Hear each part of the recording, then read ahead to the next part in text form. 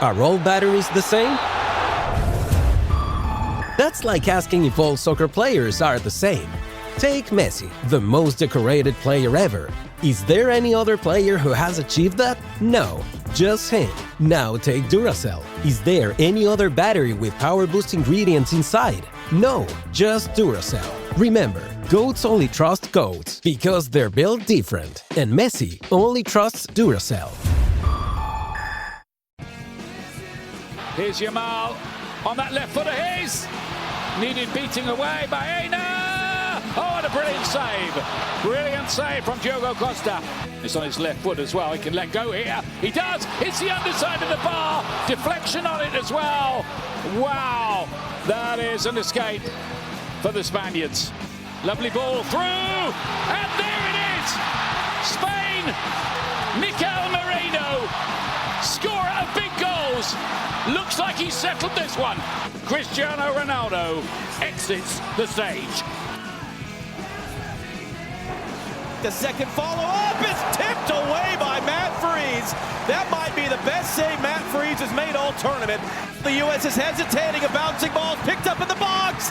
And that's the opening goal for Belgium. It was to Cancellara. Tillman over the wall, scores! Malik Tillman!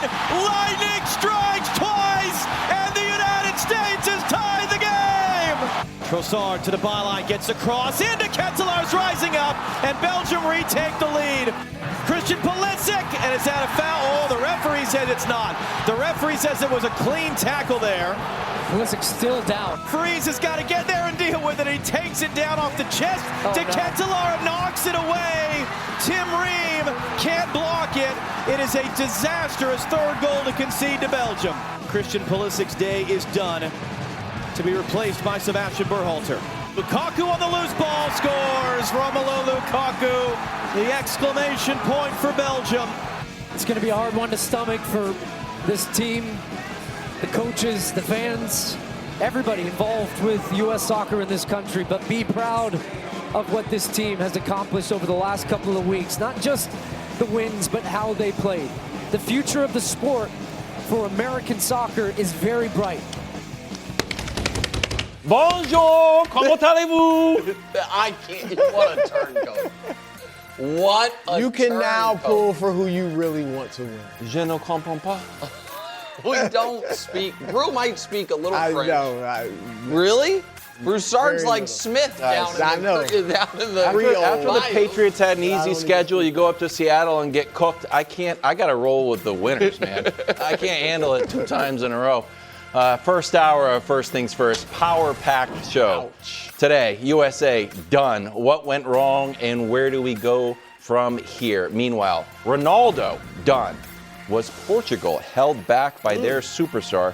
And finally, after an upset alert watch against Cape Verde, Messi back in action at noon. Is Argentina sneaky or vulnerable against Egypt?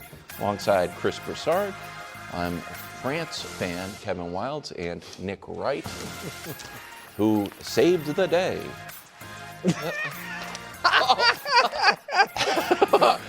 Your first How dare words, you. Nick, need to be Belgium. You're welcome. I helped you guys. We had a whole bulletin board. We're back. Unbelievable. Oh, now you believe this show can provide bulletin board material. Wasn't great. We're starting in Seattle. Really? Like it or not. Where Team USA came back to earth, landed with a thud. Previous 4 games, we gave up 4 goals. Yesterday, we gave up 4 goals. 2 of them hilarious. We're sent home, even though we are home. Here's Zlatan.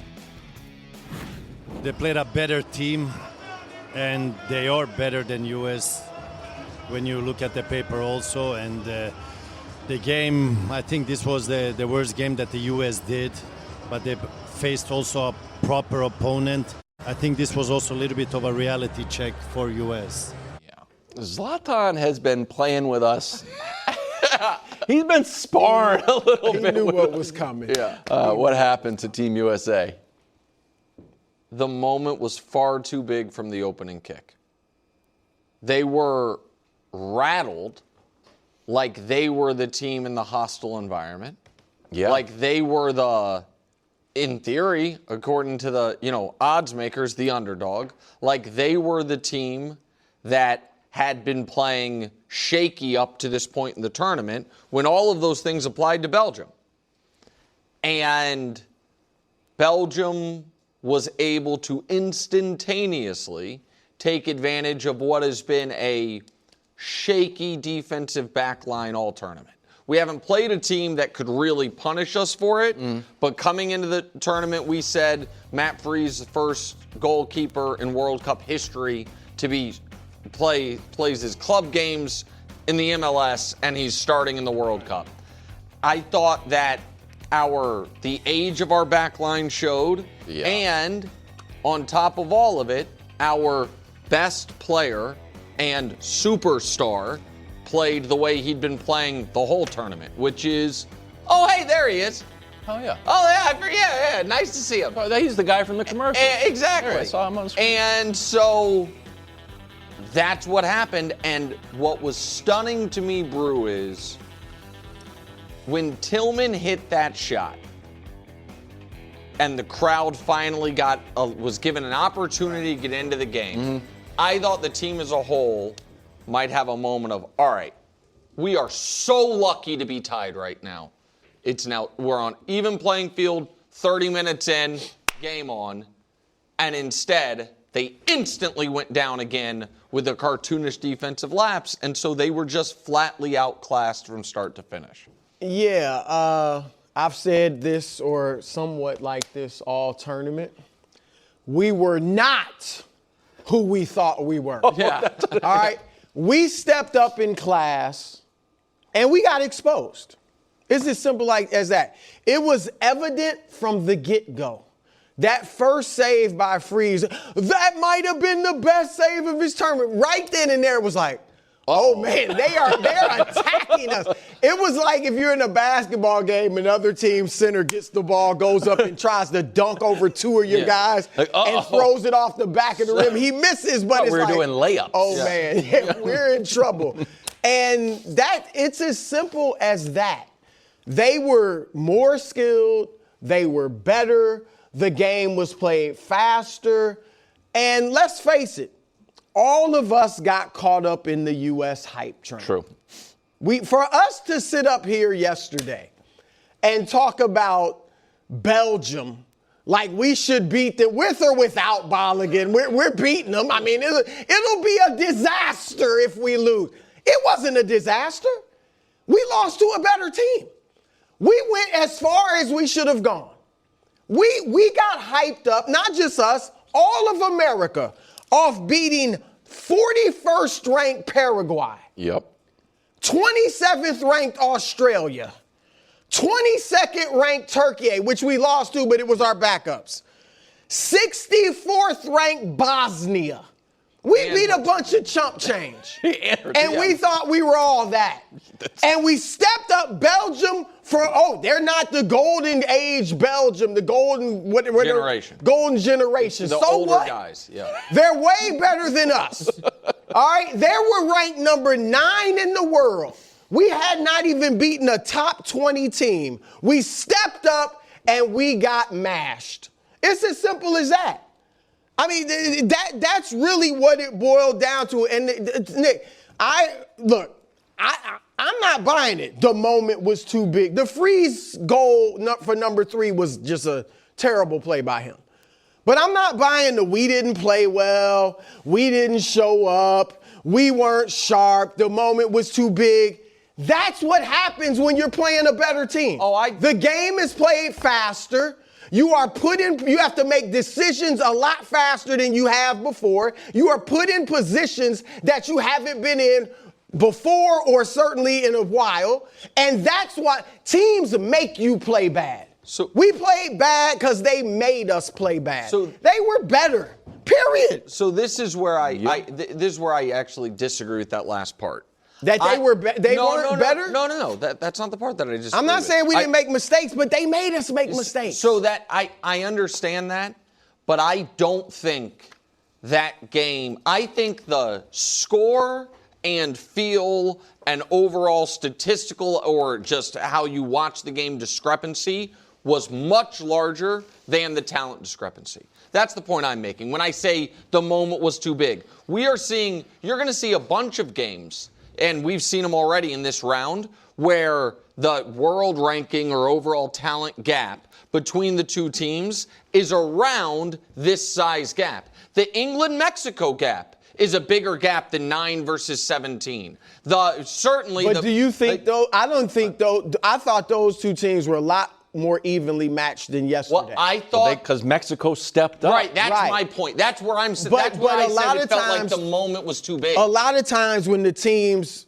have Cape Verde and stuff, yes. A lot of those teams that hang, they sit back, but that's they're just trying to defend. Right, but that's not what we did. We came to play. And we found out, oh my. No. I mean, we can't play with So them. I agree. We didn't just sit back and try to get it to penalty kicks. We didn't do what Paraguay, France did. Correct. That's my point. But we did do, Cape Verde didn't sit back. Nope. Mexico didn't sit back. Now, you can argue Morocco, Canada, that ended up being as lopsided, but throughout that game, it didn't feel as lopsided. No, Canada was attacking, like in that, then Morocco scored a bunch in the second half. So that's my frustration, Brew, is Spain-Austria was a huge mismatch. Like, there are a lot of mismatches that teams either, there's one way to do it, the Paraguay way, which is not the cowardly way, but the very defensive way. And there's another way, which is, you know what, we're going to meet you where you are and see. We tried that, got outclassed, and, to me, made egregious errors. Like, that's where I said the moment was too big. I felt like it didn't take Belgium's brilliance to score 3 of their 4 goals. 3 of them, it's like, okay, you're not going to clear a bouncing ball in the box. I guess I'll take it. Mm-hmm. Obviously, you mentioned the freeze. We've played them twice this calendar year. And lost 5-2 and 4-1. 9-3, they've outscored. Yes. They're in a different class. But we all thought that we were better positioned than we were when we played them and they beat us 5-2. And again, maybe I agree with you, Brew, we got caught up in it a bit, but I also agree with Zlatan. That's the worst we've looked, and it was not all they're doing. Some of it was, I just think our guys got tight. We said it was the biggest game in all of these guys' lives, and they played like it. Like, I'm not saying if it were a friendly and there were no pressure, the U.S. would have won. That's not the point I'm making. I'm simply saying I thought Belgium was ready for the moment, and I thought the moment was too big for us. You add to that the talent discrepancy, and that's how you get a blowout. To Brew's point, I agree with both of you guys. Well, you can't. We directly disagree. Pick a side. Because I think they were the better team, and we played poorly. Yes. The crazy part about it is, and when we do historical World Cup stats, it's kind of fun to be able to look over decades and see trends with teams. We haven't beaten Belgium since 1930, including friendlies. We played them 8 times and lost 7. So if you were in that game in 1930 as a Belgian fan, you'd be like, that's not going to happen for 100. We're going to beat you guys for 100 years. You guys will never be able to beat us again. And they're right.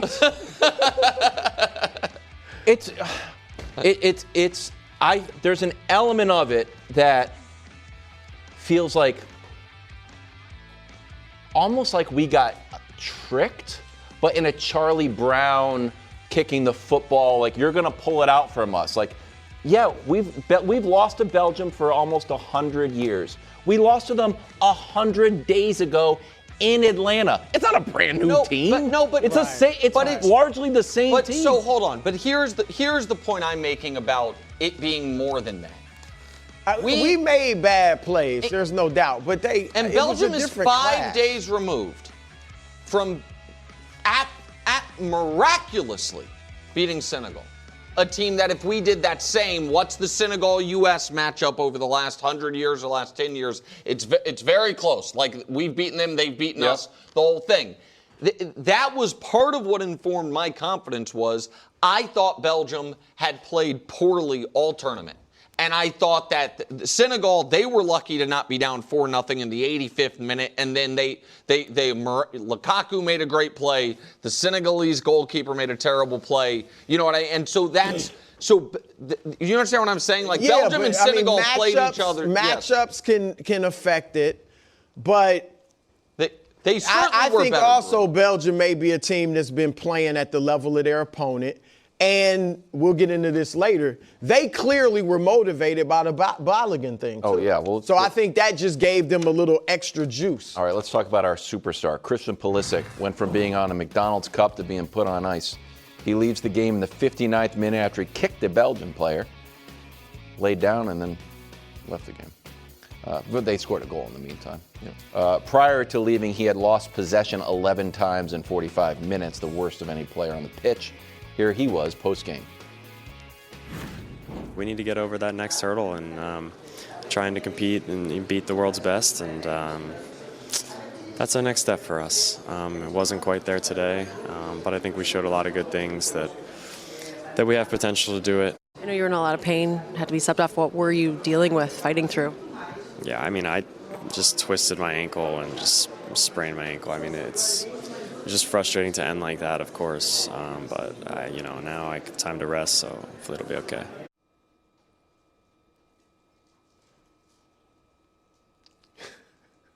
KW. Not everybody's LeBron, I get it. I'm not asking for him to be LeBron. I don't say you guys, tie your shoes. Quietly didn't scold me, but looked at me askance a few times when I kept saying, I know he got kicked in the calf, to explain why he was not available for the second half of the first game, the entirety of the second game, and then was on a minutes restriction for the third game. And calves are weird, and it's like, oh, it was a pre-existing injury, and we're always worried about the Achilles. And the point that I felt strongly about was, it seems like it might be more pain tolerance than long-term injury concern. And it's the World Cup. And I would like for the guy who's supposed to change American soccer to be able to fight through it. But we got away with it in the Australia game. It was fine, and he was rearing and ready to go. This one, there is no confusion about it. We saw what happened. We saw him suffer the injury. He kicked a guy, which, I would put akin to, in hazards of the job, being a garbage man and having stuff splash on you. It's unfortunate, but it probably happens more often than you'd like. And for that to be debilitating to the point to where he cannot be involved in the play for the next 4 or 5 minutes, we allow a goal, and he begs out of the biggest game of his life, is unacceptable. And it's not like he was cooking before that. Well, no, it didn't hurt. There is that piece of it, which I'll get to after you guys go, which is that he was a no-show the entire tournament. He didn't play well. But you can't have the best player, the most talented player on your team, not play well for an extended stretch. And again, this is maybe bordering on unfair, but this is my feeling. I obviously don't know it. And be maybe the only guy of the starting 11 that play would have knocked him out of the game. That is untenable to be the face, not of a franchise, of a nation. It's untenable. I'm not going to question the injury. I don't know. He kicked the guy in the back of the foot. I saw Anthony Davis, who he might be akin to, because he's seen injury prone. I saw Anthony Davis in a game guarding a guy, and the guy brushed by his hand, and it was a fracture or whatever. So I don't know. I'm not questioning his injury. The dude did not play well. Yesterday, he couldn't keep his dribble, kept losing the ball. didn't play. He was okay in the tournament. He had moments where he seemed to energize Team USA, but really didn't do much of what we thought he would. But my question is, he's 27, and it seems like injuries are taking a toll on his game. And certainly he's been injured this whole year. And I said it last week, like, when he scored against Senegal, which was the first time this calendar year, we thought, okay, the scoring drought is over. And the drought was over. But did that scoring drought just become a scoring slump? Because he hasn't really played well this entire calendar year as injuries have gotten the best of him. And remember a month ago when Pochettino said, we don't have a top 100 player on the team. And everybody kind of thought, well, he's selling Pulisic short and everything. I mean, what is Pulisic? To us, to America, he's Captain America, and he's maybe the best American player ever. What is he worldwide? Because this wasn't a state championship. This wasn't a national championship. This is the world. Who is he? Fox Sports ranked him the 79th best player in the tournament. All right, The Guardian ranked him 95th in the world. Like, he's a good player worldwide. Yeah. He's not a superstar. He might be a superstar in our nation, which is not a soccer power. But is he Dennis Schroeder? Sure. Is he Domantas Sabonis? Mate, I don't even know if he's that. But the problem is he wasn't even close to that in this tournament. So well, he was average. He might have been what he is nationally. No, that's my point. No, he was not one of the 5 best guys on his own team. He played sparingly, number one. So I'm going to... And we did talk in some of the other games where when he came in, it gave us a spark. Turkey game. It gave us a spark. And he wasn't good. I'm not trying to defend his play. I'm just saying... So I want to show... What is he? I want to show some graphics real quick, and then you go, KW. So here's his numbers in this World Cup. The team played 450 minutes. He almost was able to play half for us, so appreciate that. Took 4 shots, had no goals, 2 shots on target. It extends, to your point, Brew, a year-long slump, which for the calendar year, 27 games played, 1 goal. Don't go to the next graphic yet because I do want to explain it a bit. Soccer version of Basketball Reference, Brew, FOTMOB, called FootMob. They do player ratings for every match and then averages over it. And this is not minutes dependent, so to speak. You know what I mean? So you don't get extra credit for playing more minutes. Sure. Just to give context for it, 10.0 is perfect. Here's the top 8 players, according to FootMob, left in the tournament. See if it passes the eye test. No, the other one does. Come back to this one, please. The top 8 players in the tournament, and then we'll go to this one. Oh, okay. So it's Messi, Haaland, or Mbappe, Haaland, Messi, 2 defenders for Spain that alternate kind of who's playing, a couple midfielders for France, and Harry Kane. Like, seems like a pretty solid rate, you know what I mean? So the reason I'm showing that is just to give credibility to their rating system, if you will. Here's the top 8 players for the US. For this tournament, according to them, he was our 8th best guy. That's again, he's not getting dinged. Balogun was our 7th best. Correct. Is that accurate? I don't think Balogun was our 7th again, best. I'm just, the reason I tried to give, the first thing is I'm not going to try to explain away because I don't totally understand, their version of player efficiency rating. My point is, when we were talking about the Bosnia game, and Dak said kind of in passing, 7 or 8 guys could have been the man of the match. Yeah. And I said, I know who's not on that list.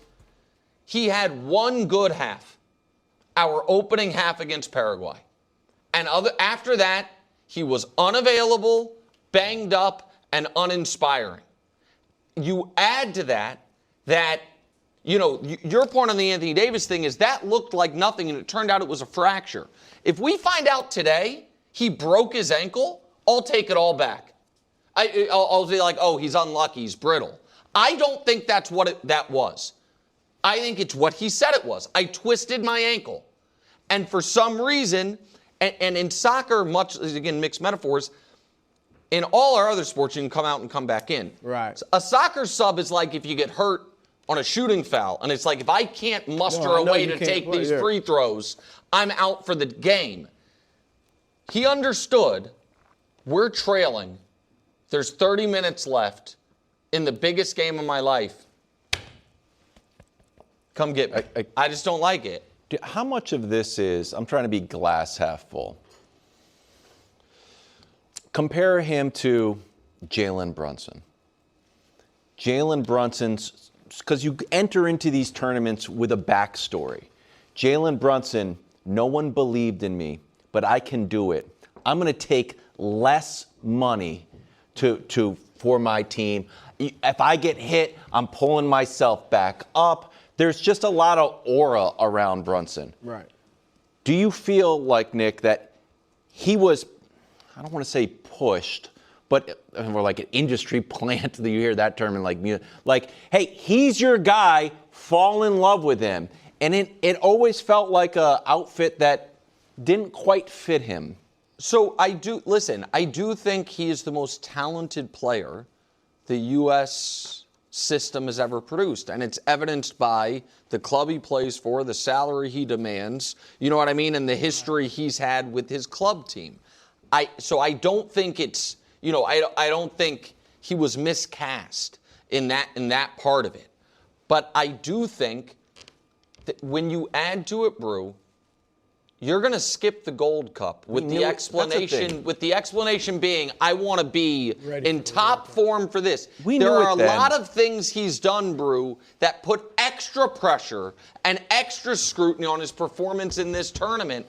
So to not play that well, aside from the first 45 minutes of the tournament when you're out there, and, in my opinion, to be knocked out of games with stuff that wouldn't necessarily knock all of your teammates out, just so wildly disappointing. We knew it in the Gold Cup when he didn't play. We knew it. Like, you'd have to drag, if you were out there, Brew, you'd have to drag you out of there. Drag you out of the game. We've seen Brew do the show when he couldn't speak. That's right. Like, you should really take the day off. It wasn't the World Cup. That was just a regular show. Doesn't matter if you're holding it back. You're like, I'm not coming out. Argentina, Egypt. Messi in Atlanta, noon. This episode is brought to you by Accenture. When your advertising operations fall out of sync, everything else follows. Spotify and Accenture are working together to reinvent the rhythm of ad sales, using automation, analytics, and smarter workflows to simplify campaign delivery and access better data across the business. The result? Less time spent on operations, more time connecting brands with the moments and fandoms that matter most. Learn more at Accenture.com/Spotify. Luis Diaz and Colombia taking on Switzerland today at 4 p.m. Darren Fletcher on the call from Vancouver. He joins us in hour 2. But right now, he and Brew can chat about how lovely Vancouver is. That's true. Yeah. In March, we lost a friendly to Belgium 5-2 in Atlanta, but that was then. This is now. Different attitude, togetherness, momentum, hope. Why not us? I'll tell you why. Gave up 4 goals, lost 4-1. Here are the stats of how we used to play in our first 4 games and how we played last night. Goals allowed. We allowed 3 goals against Turkey without our starters. So if you take that out, we're even better. Shots on target, we're averaging 4, only had 2. Touches in opponent's box. In our first 4 games, we're averaging 33. Last night, only 12. Dax, we've been cooking on this. What went wrong for Team USA? Everything. Yeah. They didn't get off the bus. They didn't get out of the locker room. Any cliche of failure that you want to use, go ahead and use it in this moment. That is the most disappointing U.S. men's national team performance potentially ever with regard to the moment and the expectations. They met the moment against Bosnia. And I saw what you said. They didn't meet the moment now. They absolutely crumbled under the weight of the pressure and expectations that we had rightfully placed on them. And so this is a moment right now of reflection and of, we'll talk about maybe success, failure of the entire World Cup later, specifically with regard to this game against Belgium. in one of the biggest games that all of these players will ever play, that is a monumental failure. And they didn't even give themselves a chance, which is the thing that really frustrates me as a fan of this team, that was making me fall in love with them as a number of people in this country. Whether you watch soccer religiously or not, like I do, you started to fall in love with this team because of how they operated, the humility they spoke with, the way that they played throughout this tournament. And when you show up and you have a start to the game like you did against Belgium, you never, ever give yourselves a chance. There's a couple things that are standard in winning big games. Well, you have to play with energy. You have to play with fight. You have to play with grit. Then, once you establish that against a good team, the best team that we played in this World Cup so far, you can maybe then be more expansive. You can start to, get into your progressions. You can establish possession. You can get into the wide overloads that we saw. You can get your attacking players on the ball. We never even gave ourselves a chance in this game. 30 seconds into the game, Serginho Dest was shielding a ball away from a U.S. player that actually came off a U.S. player that went out for a Belgian throw-in. Not tuned in right away from the beginning of the game. And then that first goal was a microcosm of the entire day. Ball up in the air, 3 or 4 U.S. players around it that could have attacked it, cleared it, headed it out. And it's like, well, is it your ball? Is it my ball? And a Belgian player just waltzes right through. This is just nuts. This is completely unacceptable. This is all of them. All 4 players involved in this play, 9 minutes into a game, to allow a good team like Belgium to waltz through your box 8 yards from your goal, numerous players unmarked in the box, that sets the tone for the rest of the game. We got a lifeline. Can I ask you a question about that specific play? Yeah. And again, just to cross sports. A pop-up in the infield, it's like the shortstop is the boss. Sure. Right? Like if it's his job to Doesn't be work the like center that. fielder is the boss in the outfield. Doesn't work like that. This was just everyone's fault and no one's fault? If I see a ball up in the air and I am a player in and around it, I am going to attack the ball, unless it's very clear that one of my teammates is running and more aggressive towards it. This is a lack of aggression and a stunning laziness in defending that we hadn't seen in this World Cup. And Brew, I saw what you said about the teams that we played. And this is why I feel like that argument, it is fair, but I think it lacks a little bit of context, and it's a little bit disingenuous in the fact that we've seen numerous teams, great teams, go through this World Cup and have underwhelming performances and underwhelming results. Cape Verde tied Spain. DR Congo tied Portugal. Australia beat Turkey, which was a shocker when it happened. So I don't want to sit there and take away from the performances earlier in this tournament, because when we played against Paraguay, a Paraguay team who, by the way, they knocked out Germany. Not a great Germany team, but still a world power. We're basically better than Germany. That's what I'm like holding on that to. Australia team that beat a Turkey team that beat us, even though we rotated. So I don't want to take away from the performances from earlier in the tournament, because I feel like that would be a little bit unfair to the U.S. men's national team and how well they actually played. And that is why we all got caught up in the moment, in the hype, because the reality is this. The U.S. men's national team played their worst game of the World Cup in the biggest moment. And Belgium, they saved their best performance for the biggest game in this tournament. You don't think they made us, to some degree, play that way? I mean, Belgium. Oh, you can't deny we were beating a bunch of top 25 to 60 teams, 70 teams. We step into the top 10. We think about it in any other sport. It was like almost a Division I AA stepping up against Division I. Yeah. And we're surprised they played their worst game of the year. Shocker. Well, yeah, of course they did. Youngstown State stepped up and played Michigan. Yeah, they played their worst game of the year. Yeah, you're not wrong, Brew. The problem for me is that we didn't even give ourselves a chance. That's how I feel. That is the biggest issue. If we lose to Belgium playing like we did against Paraguay, I say, fair enough. We couldn't play against Belgium like we did against Paraguay. Yes, we could. But I feel 100%. Like early in the and you've played obviously at a high level. When you step up in level, it's faster. You have to make decisions a lot stakes quicker. are higher. Your No question. skills that worked against this team don't work against this other team. That is what – I'm not saying we didn't make mistakes and some bad tactical maneuvers and things like that. But it just seemed evident to me from the get-go, they're a better team. It was going to always be a different game. I agree with that, Brew. The reason that I'm more on Dax's side is his point about Serginho Dest, who was brutal early in the game, not knowing who the ball's going to be off of. The play we just showed, where it was not Belgium's brilliance that made none of our guys go attack a ball in the air to knock it out, and then it gets because we got blown out. What the cartoonish nature of the third goal. It's 2-1, guys. Unacceptable. It's completely unacceptable. And so this is the game view. Dust, after this, can we show the ref cam view? Because the ref cam view might be the saddest thing I've seen in quite some time. It's what the ref's seeing. Okay. And then by the poor. It's unfathomable to concede a goal like that. And again, you're in a spot where you're down 1 with a half hour to go.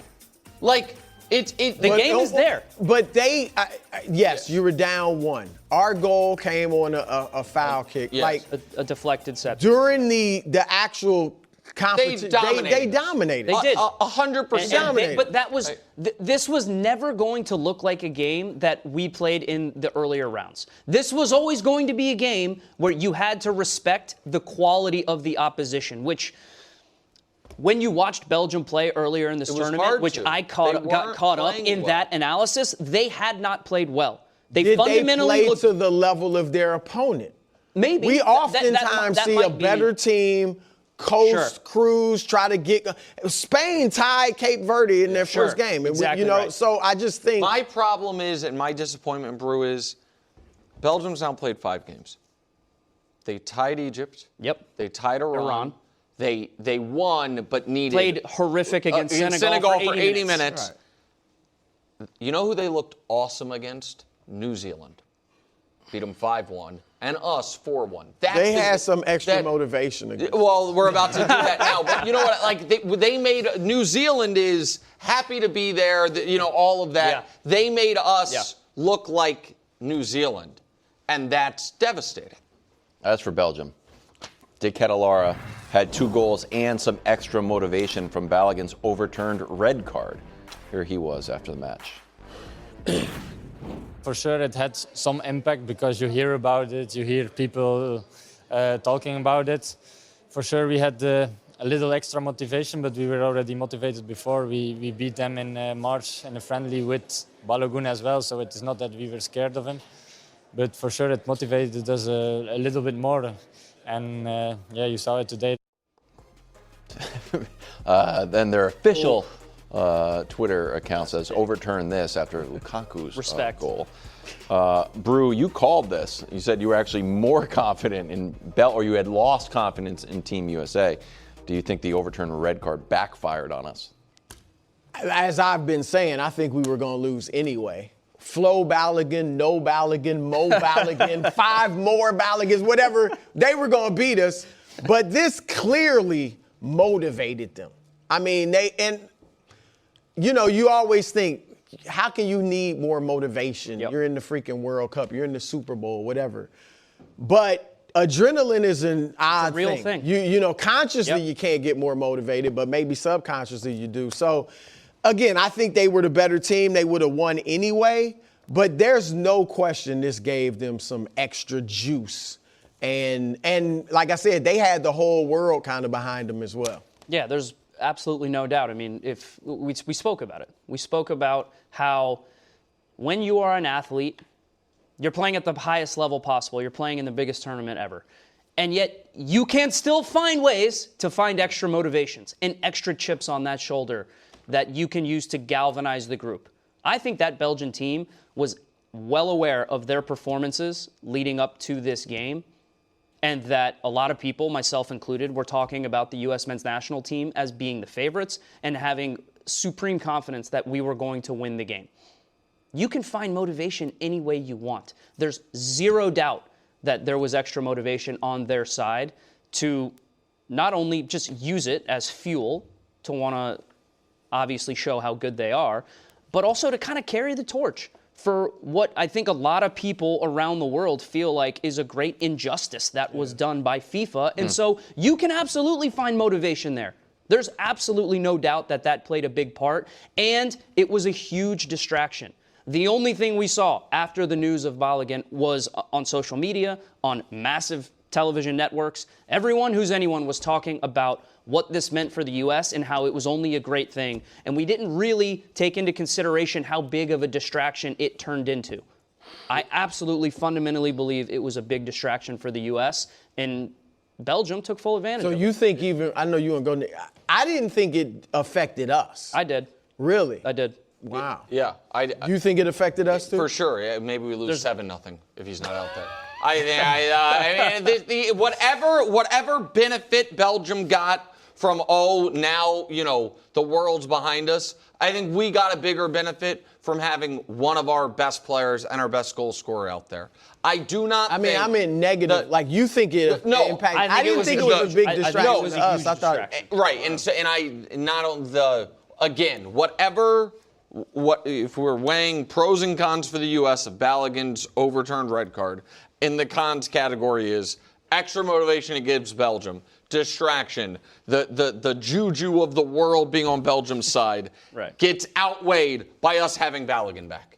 And even late in the game, I know he didn't score, but when in the waning moments, when it looked like, can they somehow get it back to one goal, our best scoring chance that wasn't off a set piece all night was thanks to his individual brilliance. So no, I don't think it backfired. I don't think it's why we got beat up yesterday. It's definitely not why we lost. It was a distraction. I will just also add this piece. The way the game started, I think, was about the U.S. defense more than any lack of attacking play that we had.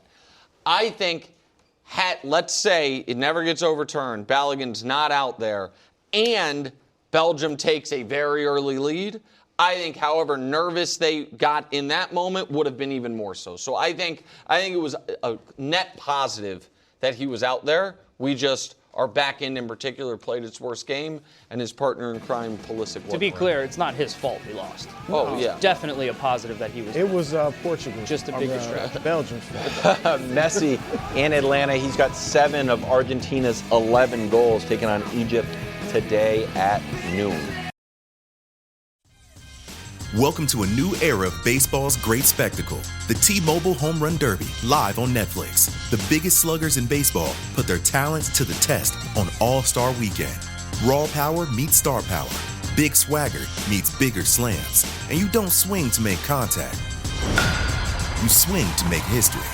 Watch the T-Mobile Home Run Derby live on Netflix this Monday, July 13th at 8 p.m. Eastern, 5 p.m. Pacific. By Hilton Garden and Hilton's for this day. Ronaldo's 27th. This guy would start for us at the next World Cup. He's Ronaldo, 45. 11 goals over 6 tournaments, but none yesterday as Spain blanked Portugal. Stuart James writing in The Athletic headline. Ronaldo was indulged at this World Cup, and Portugal paid the price. We've been talking about this. Against Spain, Ronaldo looked sadly what he is. 41-year-old legend of the game was well past his best. It was a man trying and failing to hold back the hands of time while clinging to the hope that he might somehow get to lift the one major trophy that has eluded him. Do you think Ronaldo held Portugal back? Clearly, and it's very frustrating for me as a professional takesman because I was so right about what was wrong with Portugal, and then I was so wrong that they had fixed it. Because I didn't believe in Portugal from the beginning of the tournament because of this issue. Right.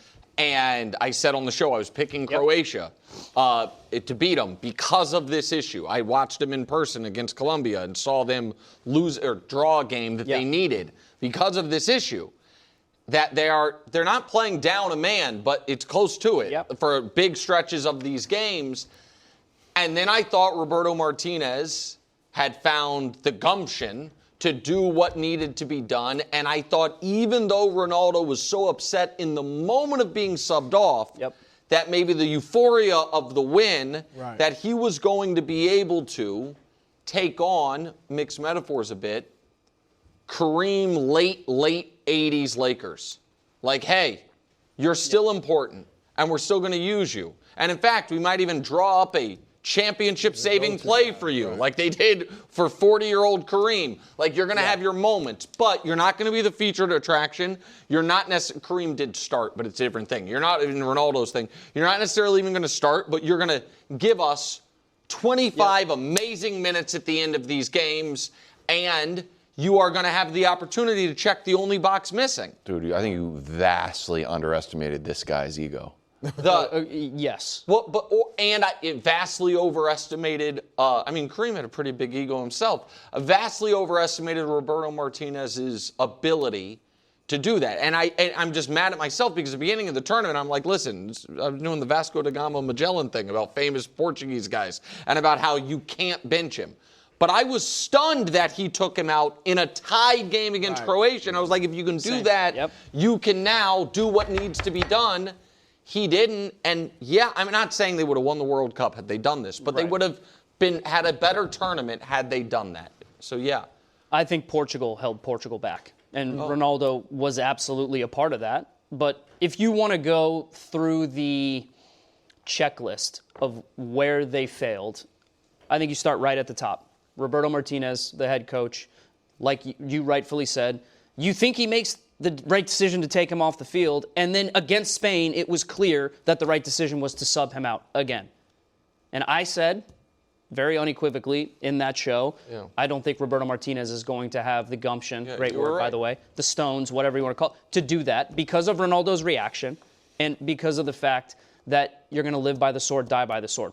Part of this is Portugal somehow, with as much talent as they have, not having a bona fide challenger to say, hey, we have full faith and trust in this guy, so we're going to take Ronaldo off the field. Giancarlo Ramos is their backup striker. He scored a great goal, the game winner against Croatia. But again, you look at his actual production with the national team, with his club team, and he isn't a player that you're going to be like, he has to play over Ronaldo. Ronaldo scored the goals that he was supposed to score in the moments. Portugal's midfield was incredibly poor the whole tournament, and Roberto Martinez could never quite figure out, other than Uzbekistan, how to make this team of supremely talented individuals coalesce and become a better team. They are the most disappointing team in the entire tournament for me. They rightfully went out against Spain. Yes, Ronaldo, you have to take some of the criticism because your ego probably wouldn't allow you to say, hey, I don't want to be on the field anymore, or you need to take me off the field. But Roberto Martinez was a bigger issue. Well, you wonder, was there a conversation maybe after he took him out in the previous game, whether it was Ronaldo and Martinez or some higher ups and Martinez, whatever, right? But I do think he held him back. That game yesterday was a lot closer than I expected. I still think Spain would have won, but who knows? I mean, if they didn't have him in there. But I just think, one, he just wasn't very active throughout the game. Two, I do think his teammates just deferred to him. You're thinking maybe a little too much. You want to get him the ball. Is he impressed with you? That's what happens with legends that are, past their prime with you. And then I even think it makes Martinez coach differently when he's out there because you're catering to him. So I think in all those ways he definitely hurt him. I was gonna unleash a crazy take. Let me hear it. Unleash. Like we're going to beat Spain? No.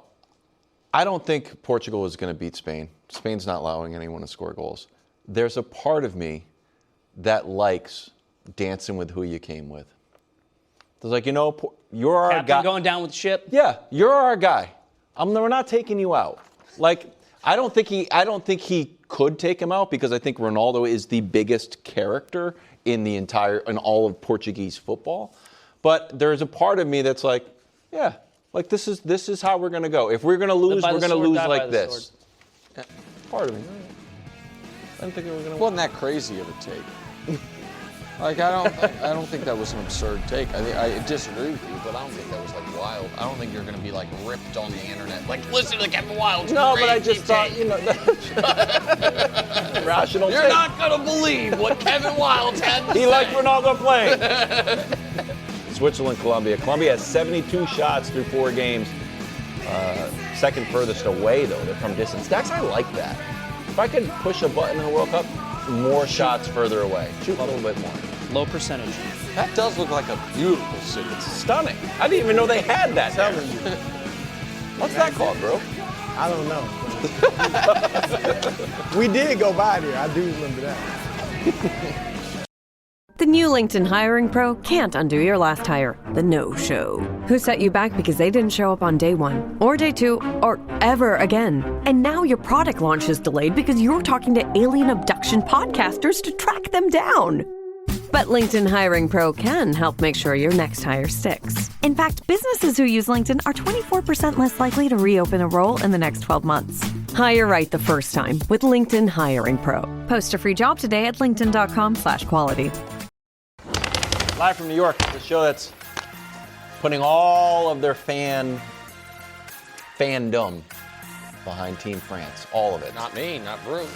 Well, Brew's got Spain. Brew is rolling. Yeah, I feel good. We're on a collision. We allow course. no goals. We score a lot of goals. goals. Not on us. We haven't played Not on yet. Spain. All we've got is the best player ever.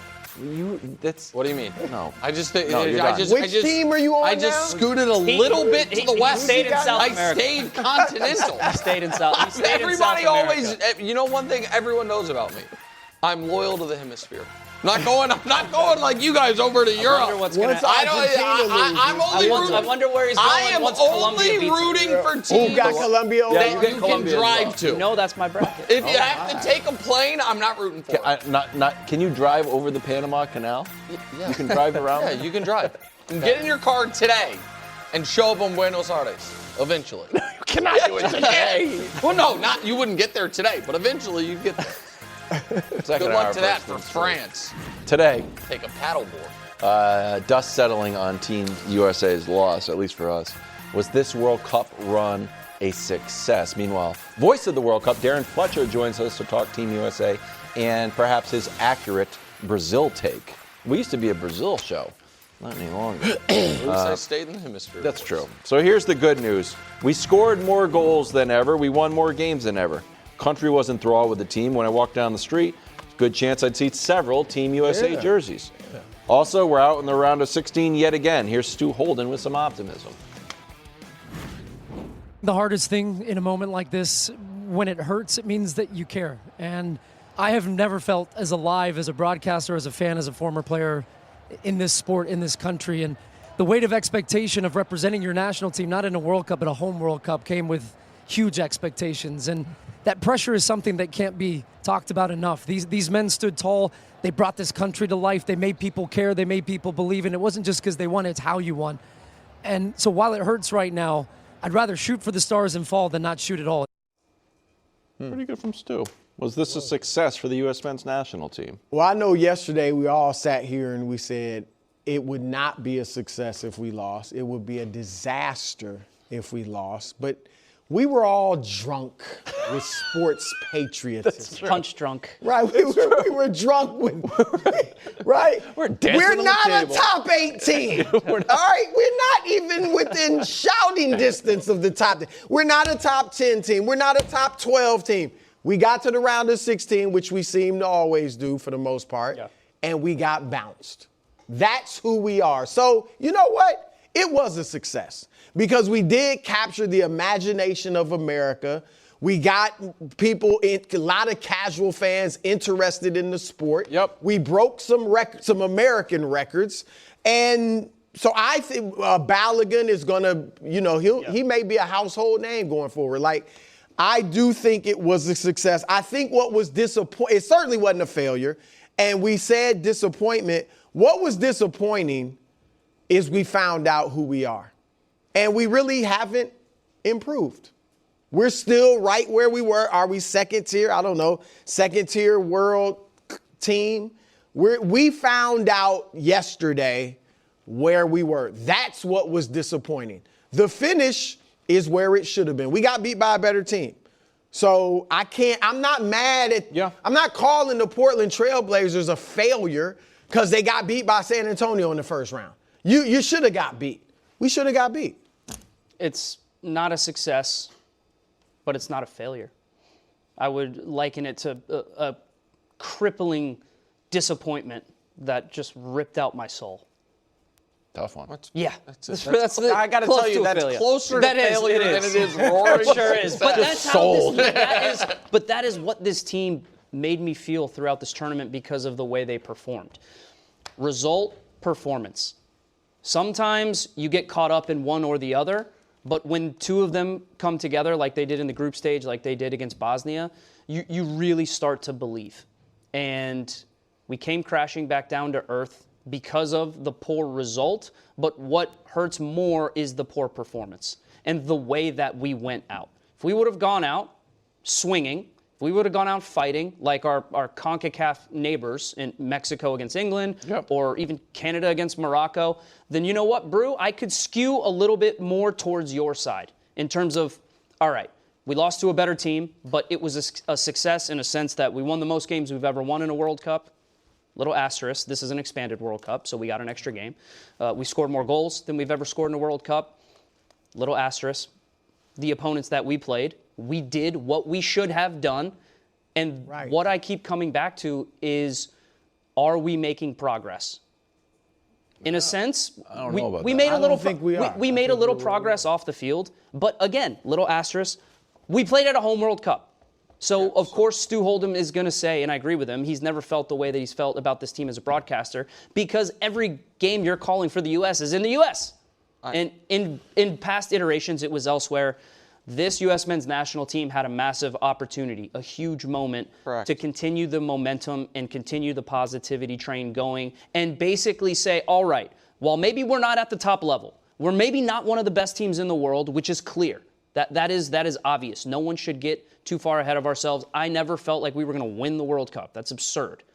But because you put on a performance like you did against Belgium, it's going to hurt more. Yes. And I think it has to be analyzed in a way that is more akin to a disappointment than a success. So listen, the World Cup has been a success for soccer in America. Correct. That, to me, is undeniable, and I think the ratings will continue to show it even if we're not getting 30 million people watching, round of 16 games unless the U.S. is playing. I think people have been captured by what is, in my opinion, the greatest tournament in the world across sports. Agreed. And I think that we have been very fortunate that the stars outside of the U.S. are performing the way they are. And I think people are still going to be caught up in a level of soccer fever in this country, the likes of which we haven't seen in at least 32 years since the last home World Cup, and maybe ever. That is a success. The fact that during the group stage and the extended portion of the group stage, the round of 32, we had games where we not only won, but looked awesome and looked fun. Right. That part feels like and is a success as well. With all that said, since we started, when we were in Miami in 100 degrees a year out from the World Cup, pouring sweat, and every time we had a World Cup Wednesday guest in the 100 days leading up, I circled the game that was coming last night, that this round of 16 ceiling has been there, and it has been a familiar script. And the only thing different last night compared to the previous nearly half dozen round of 16 losses is those other games, we were competitive. Correct. In 1994, we played Brazil, the team that won the tournament, and we lost 1-0. In 2002 in this round, we won, but again, we played Mexico, a team that we were familiar with, had beaten before, and then in the next round played Germany, a team that, I don't know if they won the tournament that year or came in second, but regardless, they made the final. We lost 1-0. 2010, we played Ghana. It goes to extra time, we lose 2-1. 14, we play Belgium. Goes to extra time, we lose 2-1. Last World Cup, we played the Netherlands. They add a late goal, but they beat us 3-1. This was a rout. This was all of the added advantages that we guarantee not to have, at least in the next two World Cups, because we know where they are. We are not, going to likely be a Pod 1 team because we're not a Pod 1 ranked team. Correct. So we're going to have a tougher group. We are not going to have the home field advantage, any of those things. And we didn't meet the moment. And so I can't get over the fact that so many things fell into place, including our just draw to this game. And then also, again, Brew, you're right. We were underrating Belgium, and I was doing it based on how they had played. But other teams that we could have been playing in the round of 16, Morocco, France, Brazil, England, you know what I mean? Like the teams that there was no underrating about them. So even if, Belgium was better than we were giving them credit for, of the teams we could have played this round, they would have been one of our top draft picks, and we got crushed. And so that part, to me, doesn't feel like a success. And when we are seeing there are different ways to win in this tournament, and why is Morocco better than us? Why is Norway now better than us? Because they have a super-duper star. I don't know that Morocco or Norway's 5 through 15 on their roster is markedly better than ours. But I know their number one is a super-duper star. And we don't have anything close to that. And that does feel far away. Because when we talk about like this generation being our best, even our guys like Pulisic's 27, so this is supposed to be his prime, but even our 23 and 21-year-olds, we're not like, man, in 4 years, that guy's going to be starting for Man City. That guy's going to be one of the, in the discussion for one of the 10 best players in the world. And if we're not going to have this stacked overall roster, that's what we're going to have. And that guy right now, is World Cups away, like multiple. And that's a huge bummer. And the fact that we're not getting the moment that the next game would have been. Should we? We shouldn't get that moment. We're not good enough. No, Brew, I'm not saying we deserved it. But what I am saying is it feels like a missed opportunity. The likes of which, because of where it is and because of everything I just laid out, that I don't know when we're going to get again. And it's just so frustrating that at the end of the day, when somebody's doing a show like this in 30 years and they do, look at the version of that I was doing all months, U.S. men's national team World Cup history. 2024 or 2026 is going to be another year where it's like, round of 16. Yeah. It's like, that's just what we do. That's what we are. That's our ceiling right now. Christian Pulisic left the game in the 56 minutes, played a total of 224 of 450. No goals, but several commercials. Here was Carly Lloyd. You wanted some of those big-time players to step up in big moments. And I got to be honest, I was a bit disappointed with Christian Pulisic. I think whether he wants to be the star of this team or not, we didn't see enough from him in this particular game and really the whole World Cup. Dax, did this World Cup change how you view Pulisic? It did. I thought he was going to be a man for the moment. I thought he was going to be a player that had his national team defining moment at this tournament, and he fundamentally did not have it. Injuries, loss of form, all of that comes into it.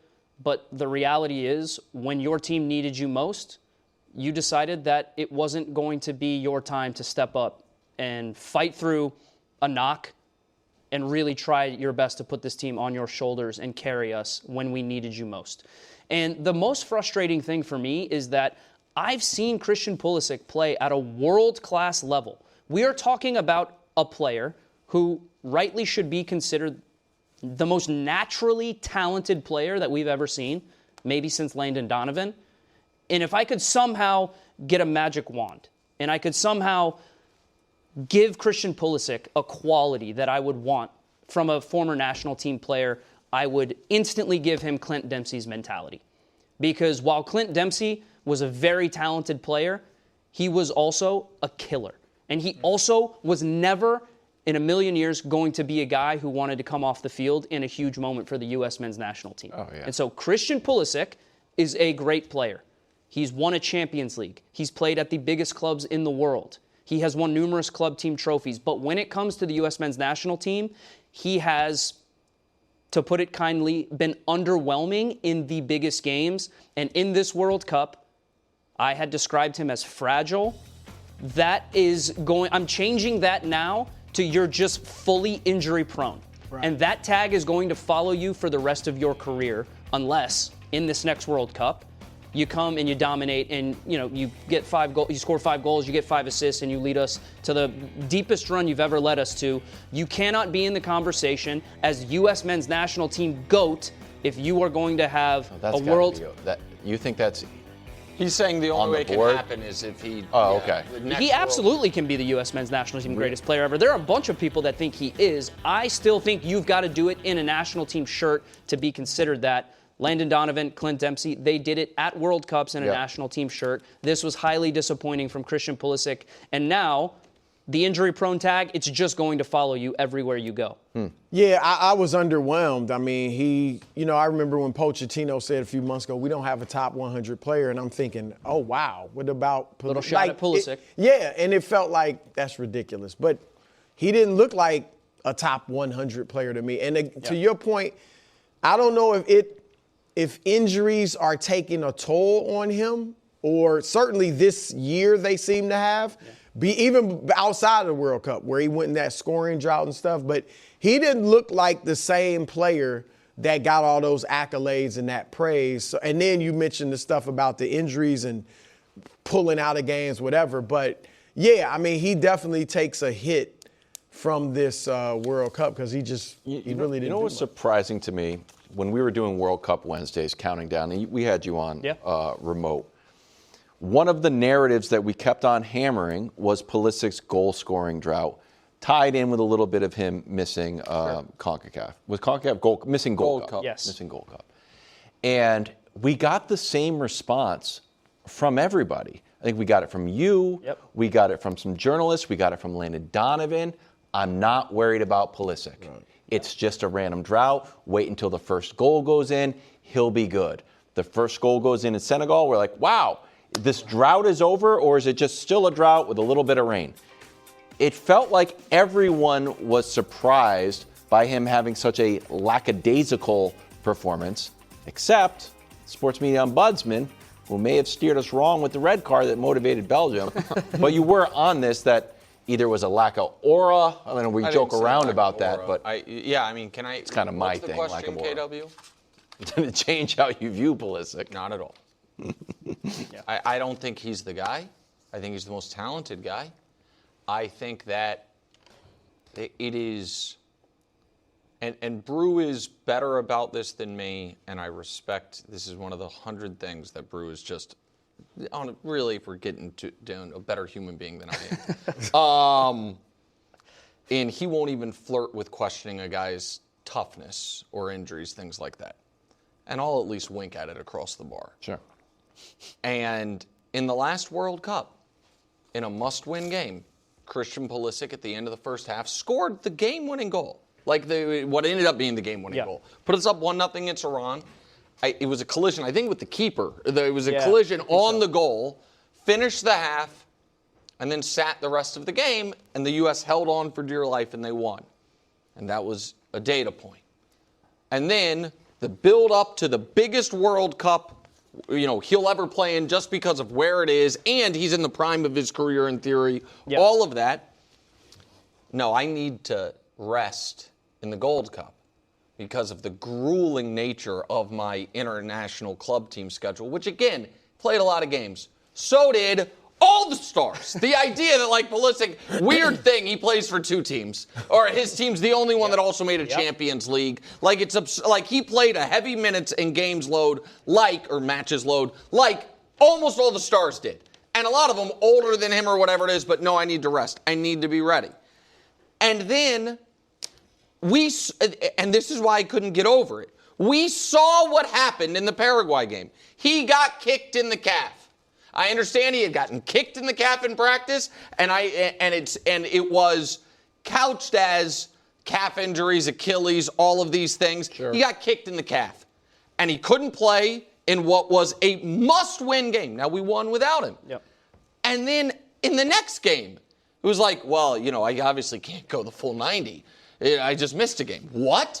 That's not best. I don't follow soccer like Dax does, but I follow a lot of it. Guys get rotated out and then are expected to play the full thing. Didn't play that. In In the Bosnia game, we're down a man. We have limited subs. One of the guys who just had to come off was him. And then in this game, what I thought was a pretty, again, I'm sure it hurt. And I'm sure I would be walking with a limp for a month, but I'm not a pro athlete. A relatively typical play in a competitive soccer match. Yep. He kicked a guy. And then he came out. I don't know how you ever aren't. I don't know for me personally how my image of Christian Pulisic on the U.S. men's national team isn't going to be inextricably tied to all of that in this tournament and prior. So do you think we wrestle with this a lot on the show? Too hurt to play at your best, not hurt enough to be injured. Yeah. And what you do, you end up going out and putting up bad tape. And everyone's like, what's wrong with Baker Mayfield? And because man, I've been hurt for 8 games, but I'm not going to sit. Yep. So instead, you go out there, you lose games, you put up lackluster numbers, and then when it's time for your contract, you're not a max quarterback. You were an MVP last year, but something changed. I fought through an injury. Are you guys entertaining the idea? And when you look at his AC Milan highlights, it looks like a different guy. Yeah.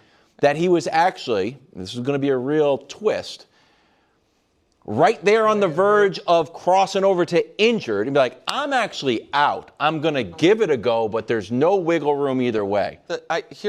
Maybe I would have, and maybe I'm going to look back on this and say I was the last 5 minutes too harsh. His comments after the game to Jenny Taft were not great at interviews. He's not great. He said, "I now have time." What did he say? Time to rest. Time to rest. That's crazy. He had 4 years. And I think that was a slip of the slip of the tongue. You got a lot of, but it don't look Kodiak good. Bear hibernation level rest if you need. The tournament's every 4 years. If Baker Mayfield, KW, in the NFC Championship game came out and then was like, luckily, we have time to rest for next season, but next season's in 4 years, we wouldn't love it. He's not great at interviews, man. I'll tell you what. It's not a great look. He's not great. All right, we're counting down to Switzerland, Colombia today at 4 on Fox from beautiful Vancouver. Colombian fans fired up. But first, here's James Corden. Now, I know today was tough for American fans, but we want to say from all of us here at After Hours, the entire US team has been amazing. Not just the players on the pitch, everybody supporting them. We've loved every minute we got to spend with them. We'll see you tomorrow. Good night, everybody.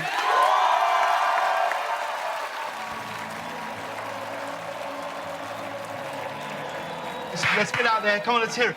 USA! USA! USA! All right, get out there.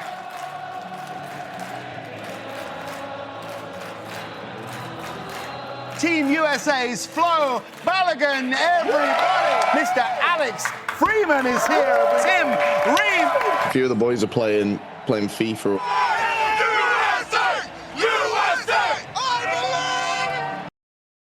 The defending champs are in Atlanta. I love that Messi wears his credential. 28 minutes and 42 seconds. He's taking on Everyone has to. No exceptions. And you are the best player in the world. Gotcha. The other guy's not wearing his credential, though. In our last 7 World Cup appearances, Team USA has been bounced in the round of 16 6 times. We had some hope, even though U.S. soccer expert Tim Howard boldly said it was, quote, literally impossible for the U.S. to win the World Cup. He was right. Here's Zlatan and Henry. They had a good run, and they did maximum what they could in this tournament. Then, yes, you can have luck, you can go further, but I think this was also a little bit of a reality check for U.S. Levels. You didn't play Bosnia. You didn't play the team that you played in your group stage. Levels. The World Cup is different in group stage. Round of 32 never existed before. Everyone made his story in a round 32. These are truth bombs. They hurt, guys. Yikes. Hurts. All right, so this is going to be we decided to go the whole way for your whole life. Can we ever win the whole thing? Yes, we can. Maybe not in my lifetime, though. Oh, gee whiz. You're a young man. Maybe not in my like lifetime. robots. I do think that there will be a time where our country and U.S. soccer eventually gets some sort of uniform idea of how we want to develop players in this country, of how we want to play that will best utilize our strengths in this country. And I think with the vast resources we have, we will eventually get it right. It's not right now in terms of youth development, in terms of being able to have a domestic league that is going to consistently produce players that are going to be able to play at the highest level possible, not just to get out of a group stage, like Zlatan and Thierry talked about, not just to compete against teams that I think we're in and around that level, but to actually compete at the biggest and highest level with the Frances, Spains, the Argentinas, these countries that have ingrained in their culture. It's in the fabric of how they live and how they grow up, which is why they are consistently the best teams in the world. Until we get to that level, until we have that uniform commitment to be better, to develop players at a better rate, we won't win the World Cup. So certainly not in my lifetime. But is it impossible for us to ever win the World Cup? No, of course it's not impossible. Anything is possible, but right now it feels way further away than it is reality. I want to ask you what you think we need to do. Because, I'll say, we can win the World Cup. We've seen with basketball, nations much smaller than the United States, far fewer resources than us, challenge us in basketball and actually beat us in the past and maybe in the future. You know what's funky about that? Just quickly, Brew, let you continue. I wonder if that's like you need 5 guys. You really need that's why 3. I'm wondering, and when you said, because I think what you were making makes sense, but when you said it's in the fabric of the culture in France and in Spain. Yeah, I didn't like that. I don't know if it's ever going to be like that in America. We got a ton of youth playing. That's the big question, is will we ever compete with any of the other big sports? So that's why I don't think that's the path. I don't think the path is that soccer continues the ascent it's been on since I was a little kid. It's growing in popularity, and it's this and it's that. And we're not getting any better on the national or international. So that's why I don't think it's the path. I don't think we should be trying to follow the France-Spain path. I think we should be trying to follow the Croatia-Morocco-Norway path. Man, what if we get a guy? Croatia. You got to develop that guy. I understand. For real. Croatia, I'm not gonna pretend I'm an expert here. I can't imagine Croatia has more resources, thrown at soccer than we do. And again, that's nothing against the country. It's beautiful there, from what I understand. But just from size and GDP, all of that. You know what they got? Luka Modric born there, and he and his buddies got to back-to-back semifinals. Morocco. Again, the soccer is more popular there. I bet you, though, it's more of a part of the culture. Yes. They don't have football and baseball. No doubt about that. I agree with that. The Croatia basketball is there, too. Right. Morocco got Hakimi. And they made a semifinal last year. They're in the final 8 this year. We'll see how they play on Thursday. Norway, you know what Norway got? 2 guys who are really good players. Their sons. Wait till this guy's kid. We have that. We currently have that. I understand, but it's not at that level. And so the way we're seeing more, and this is, like you said, a long podcast about American sports. Jay Caspian Kang, I think, wrote a whole book on this about how much it costs and all these things. And that's not just soccer. It's a lot of sports now. What we're seeing in the NBA is, players' kids. Those guys are good. They have the resources plus the genes plus all of that.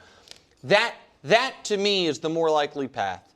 That we have a couple guys that actually do become some of the best players in the world and see how far. And again, those teams I just mentioned, by the way, never won a World Cup.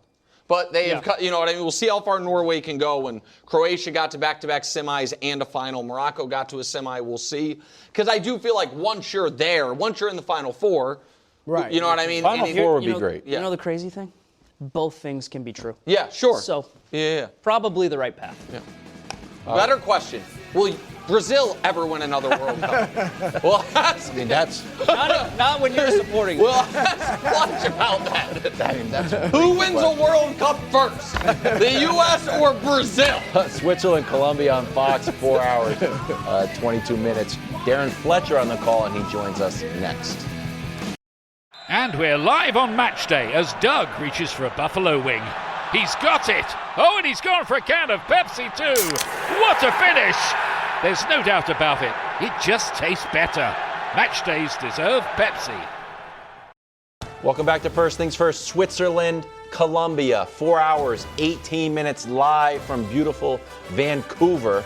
On the call, friend of the show, Darren Fletcher. Fletcher, welcome. Last time we had you on, you were almost apologizing for an accurate Brazil take, saying that this Brazilian team wasn't historically great and perhaps they might lose a game and not win the World Cup. Turns out you were right. Well, the phone's been hot between Nick and I since that day. He's been very humble, which I'm led to believe he's out of character in a situation like this, Nick, but he has actually done that. Look, I think the writing was on the wall. I mean, what I said when I came on last time, it was proved to be correct. But I think there are a few nations who will go away from this World Cup and realise they've got a few problems, a few issues in terms of the kind of players that they're producing, the kind of players that they haven't got. I mean, the player on screen at the moment is the one genuine Brazilian superstar in an attacking sense. They've got great defenders, they've got a great goalkeeper. They should have a great coach, although one or two of the decisions that Carlo Ancelotti took during the course of the World Cup are being scrutinised as well. So this feels like a process for Brazil, which needs to start now to try and get them back to where they were before, able to compete on a level playing field with the likes of France and Argentina. But I don't think this is necessarily a quick fix for them based on the players that they don't have. Well, listen, I said it yesterday's show. I'll say it now to you.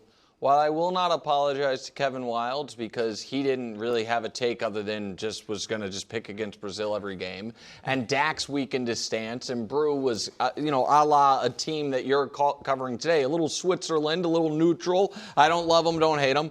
I will apologize to you. I had, every once in a while I have a moment, and I'm like, you know what, Nick, it's probably good to come back down to earth. I talked about the fact that you are my favorite professional soccer broadcaster, calling Champions League all of this. So wise. And I fervently was like, this guy doesn't know what he's talking about. Brazil was great when I was a kid. They're probably going to win it again. And I just argued with you. So that's my bad. I apologize. I was wrong. You were right. Now, to more important things. The hell happened to the U.S. men's national team yesterday? Oh, dear. I was heartbroken for all of you. We arrived in Vancouver yesterday because we're calling Colombia against Switzerland later. So we watched the first half on the plane, the second half when we got to the hotel.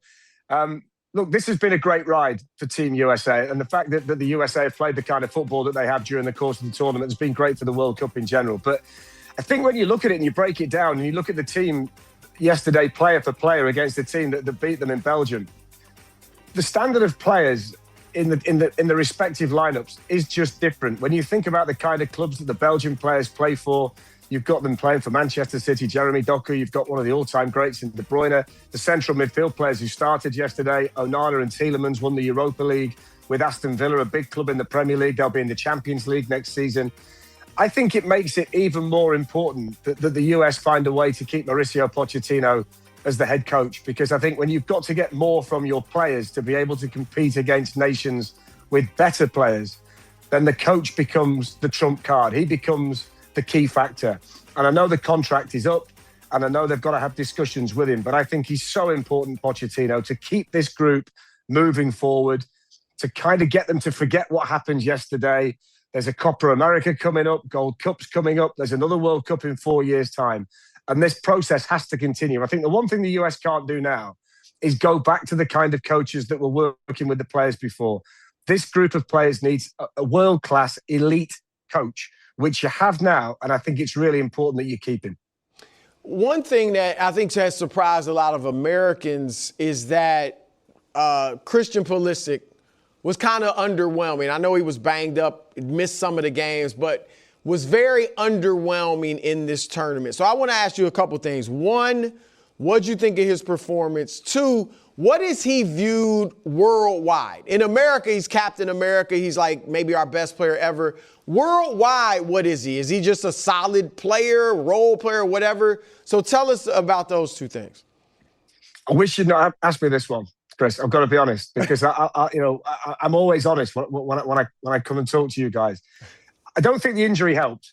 First and foremost, the caveat, the asterisk next to the conversation has to be that whenever a player picks up an injury in a tournament, it's really difficult to get over it because there's no time. It disrupts everything that they're trying to do, and it always leaves a mark. But there is a different view of Christian Pulisic in Europe than there is in the United States, and we can't get away from that. He came to Chelsea having been seen as quite a hot prospect when he was in Dortmund in Germany. He came to Chelsea, he found it very difficult to get into the team. Now, granted, that's not an easy team to get into because at the time, Chelsea very successful, winning trophies, good players, superstar players in a lot of areas, but he found it really difficult. And I think from the European perspective, when we look at the way Christian is assessed in America, there is a different view in Europe as to where his standing is in world football. Now, what I wouldn't take away is the importance of him to the US men's national team. He's a game changer in that group. If we're making the comparison against some of the superstars in Europe, then he comes lower down on the list. But he's still such an important player for Team USA. And when you look at the group, there's a lot of good athletes, there's a lot of good players, a lot of solid players. He's one of the players in the group that can make a difference to the team. So I can understand people being disappointed, but I think you've got to give him a little bit of a pass based on the injury that he picked up. But I also think there is a different view, an inflated opinion of where his standing is in world football in the US compared to where people would assess him in Europe.